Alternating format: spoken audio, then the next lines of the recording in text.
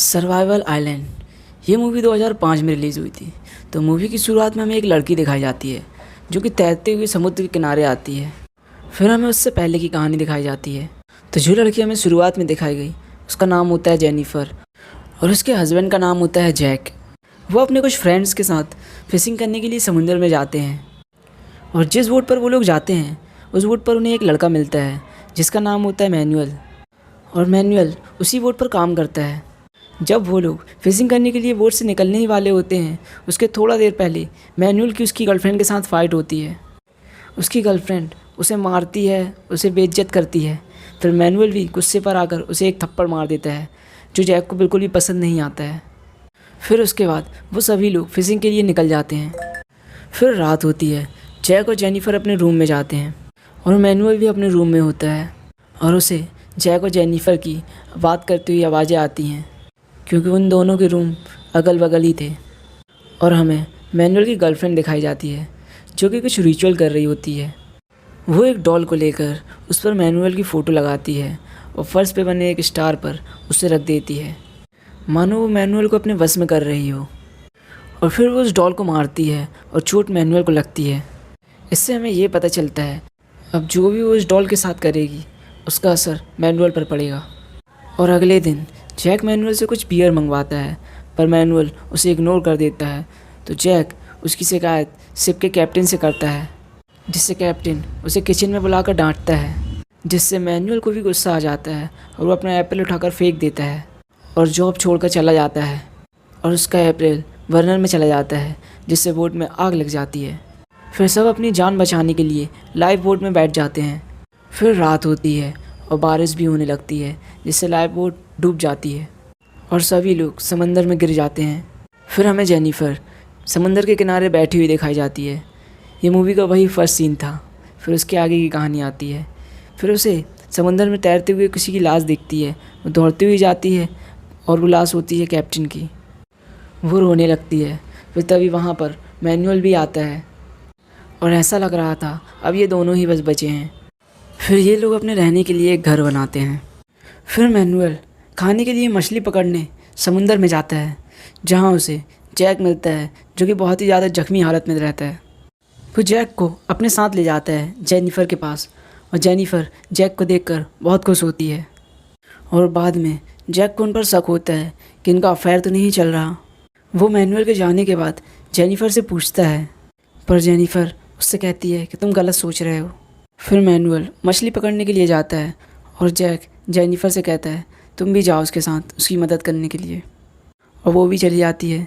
Jack को अभी भी उन पर शक था और वो अपने लिए एक अलग घर बना लेता है, वो भी मैनुअल के सामान से। और जब वो लोग वापस लौटते हैं तो मैनुअल को उस पर गुस्सा आता है पर वो कुछ कहता नहीं।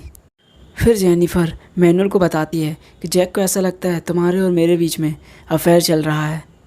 और मैनुअल कहता है जब जैक को ऐसा लग रहा है तो हमें अफेयर कर लेना चाहिए। फिर तभी वहाँ पर जैक आ जाता है और जेनिफर जैक को बताती है कि मैनुअल एक इंजीनियर है और जैक उसका मजाक उड़ाता है। और मैनुअल को ये बिल्कुल भी पसंद नहीं आता और उनके बीच फ़ाइट हो जाती है। पर अब जैक और जेनिफर दोनों को बहुत ही प्रॉब्लम होने वाली थी क्योंकि मैनुअल ही उनके लिए फिश ला कर देता था खाने के लिए। जैक काफ़ी कोशिश करता है मछली पकड़ने की पर वो पकड़ नहीं पाता क्योंकि उसके पास गॉगल्स नहीं थे। और मैनुअल अपने आराम से फिश पकड़ कर खा रहा था। पर जेनिफर को बहुत ही ज़्यादा भूख लगी थी। वो मैनुअल के पास जाती है और मैनुअल उसे फिश ऑफ़र करता है पर वो मना कर देती है। वो कहती है जैक को बहुत बुरा लगेगा। फिर मैनुअल कहता है उसे पता ही नहीं चलेगा। फिर जेनिफर उसके साथ फिश खा लेती है। फिर जैक वापस लौटता है और उसे कुछ चीज़ें दिखती है जिससे उसे पता चल जाता है कि जेनिफर ने मैनुअल के साथ लंच किया है। और वो जेनिफर पर गुस्सा होता है पर जेनिफर कहती है कि मैंने मैनुअल से चुरा कर खाया है। पर जैक को फिर भी बुरा लगता है। फिर दूसरे दिन वो लोग फिर से फिशिंग करने के लिए जाते हैं और मैनुअल उनके टेंट के पास आता है क्योंकि मैनुअल के पास आग नहीं थी। पर जैक उसे देख लेता है और वो दोनों फिर से फाइट करने लगते हैं जिससे जैक की आग भी बुझ जाती है। और जैसे तैसे इनका झगड़ा ख़त्म होता है और दूसरे दिन जैक मैनुअल का गॉगल चुरा लेता है और वो फिशिंग करने के लिए चला जाता है। और जब मैनुअल उठता है और वो देखता है उसके गॉगल गायब हैं। तो वो जैक की तरफ जाता है और जैक को मारने के लिए बढ़ रहा था, और तभी जेनिफर उसे रोकने की कोशिश करती है। वो मैनुअल के बहुत ही पास आ जाती है, इतनी नज़दीक आ जाती है कि वो दोनों इंटीमेट हो जाते हैं। और जेनिफर मैनुअल से कहती है कि इस बारे में जैक को कुछ भी पता नहीं चलना चाहिए। ये सब जेनिफर इसलिए करती है ताकि मैनुअल जैक को ना मारे। फिर आगे जैक लौटता है फिशिंग कर और इस बार उसे काफ़ी बड़ी फिश भी मिली थी और वो काफ़ी खुश भी था। फिर जेनिफर जैक से कहती है तुम्हें उसके गॉगल्स नहीं चुराना चाहिए थे, वो काफ़ी गुस्सा था। फिर जैक मैनुअल की तरफ देखता है पर उसे वो गुस्सा नहीं लगता। फिर जैक जेनिफर से पूछता है अगर वो गुस्सा था तो फिर वो शांत कैसे हुआ, और जेनिफर इसका कोई जवाब नहीं देती, जिससे जैक समझ जाता है। वो एकदम बौखला जाता है और जेनिफर से कहता है अब हमारे बीच में कुछ भी नहीं है, और वो जेनिफर के बाल पकड़कर उसे घसीटता हुआ ले जाता है मैनुअल के पास और छोड़ देता है, और वो वहाँ से चला जाता है। अब वो आइलैंड के दूसरे साइड जाकर रहने लगता है। और कुछ दिनों के बाद जैक को पानी में डूबी हुई एक बोट मिलती है, जिसे वो खींचकर किनारे तक लेकर आता है। जेनिफर और मैनुअल भी उसे देखते हैं और वो उसकी मदद करने के लिए आगे बढ़ते हैं, पर जैक उसे मना कर देता है और उस बोट को अकेले ही बनाने लगता है, और वो उसे लगभग बना भी लेता है। और रात में जेनिफर और मैनुअल इसी के बारे में बात कर रहे थे, और मैनुअल उससे टेंशन ना लेने के लिए कहता है और कहता है चलो अपन स्विमिंग करते हैं। और वो लोग स्विमिंग करने चले जाते हैं, जहाँ वो स्विमिंग करते हुए इंटीमेट भी होते हैं। और ये सब जैक दूर से देख रहा होता है और उसे काफ़ी गुस्सा भी आता है। और इंटीमेट होते हुए जेनिफर उससे कहती है कि हमें उसकी बोट चुरा लेनी चाहिए, और मैनुअल कहता है अगर उसने हमसे फ़ाइट की तो। इस पर जेनिफर कहती है हम उसे मार देंगे। फिर दूसरे दिन जैक बोट को रेडी कर फिशिंग करने के लिए चला जाता है, और जेनिफर और मैनुअल जब सोकर उठते हैं तो मैनुअल देखता है कि वहाँ पर कोई नहीं है। उसे अच्छा मौका लगता है बोट चुराने के लिए।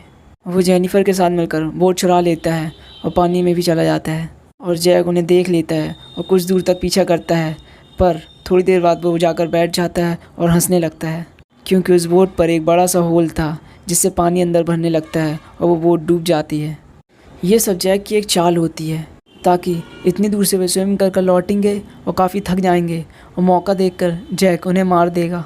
पर जेनिफर जैसे तैसे मैनुअल को बचा लेती है, पर जैक जेनिफर को पकड़ लेता है और उसे बांध देता है, और मैनुअल के मिलने के बाद वो इन दोनों को मार डालेगा।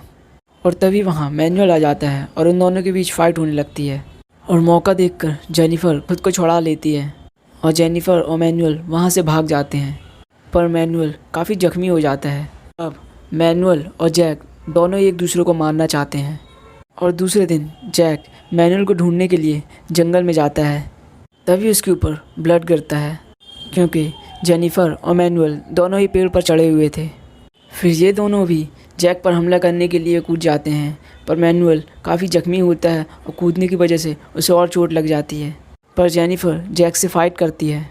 फिर मैनुअल एक बड़ा सा पत्थर उठाता है जैक को मारने के लिए, पर तभी जो उसकी गर्लफ्रेंड थी जिसने मैनुअल की डॉल बनाई थी, वो उस डॉल पर स्टेप करती है, जिससे मैनुअल रियलिटी में गिर जाता है और उसके पेट पर कुछ घुस जाता है और वहाँ पर मैनुअल की मौत हो जाती है।